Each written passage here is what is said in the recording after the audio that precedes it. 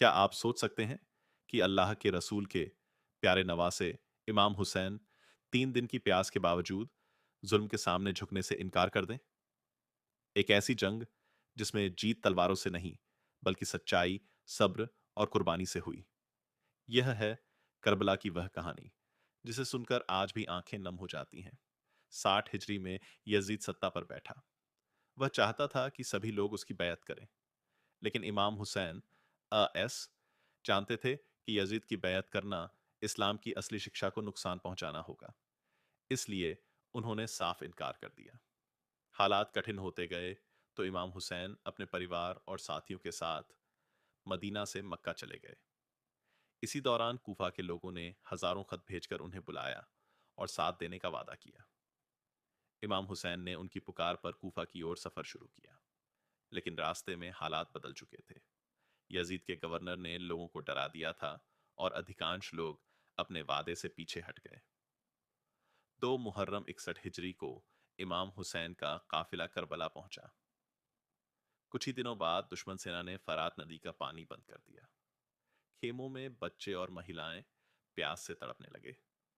چھوٹے چھوٹے بچوں کی آوازیں گونج رہی تھیں، پانی، پانی! لیکن اس کے باوجود امام حسین اور ان کے ساتھیوں نے صبر اور ہمت نہیں چھوڑی۔ جب بچوں کی پیاس بڑھ گئی تو حضرت عباس پانی لانے کے لیے نکلے۔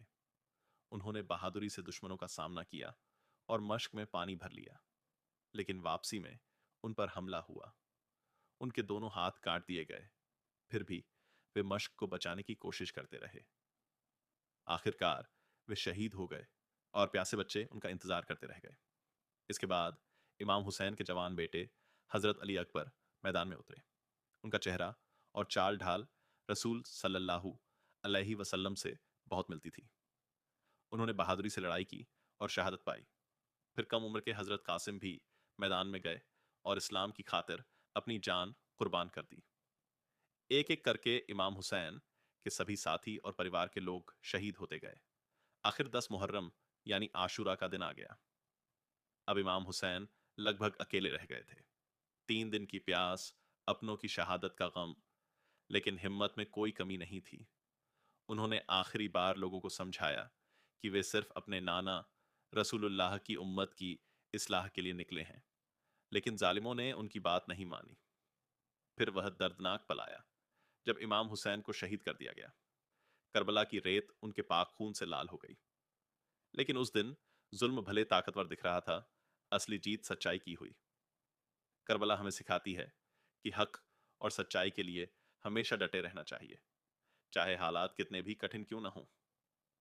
امام حسین نے اپنی جان دے کر انسانیت کو یہ سندیش دیا کہ عزت کے ساتھ جینا اور ظلم کے سامنے نہ جھکنا ہی اصلی کامیابی ہے۔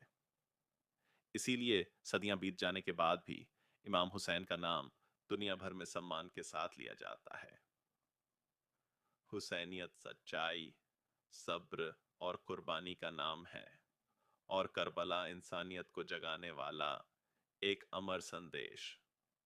السلام علیکم ورحمۃ اللہ وبرکاتہ۔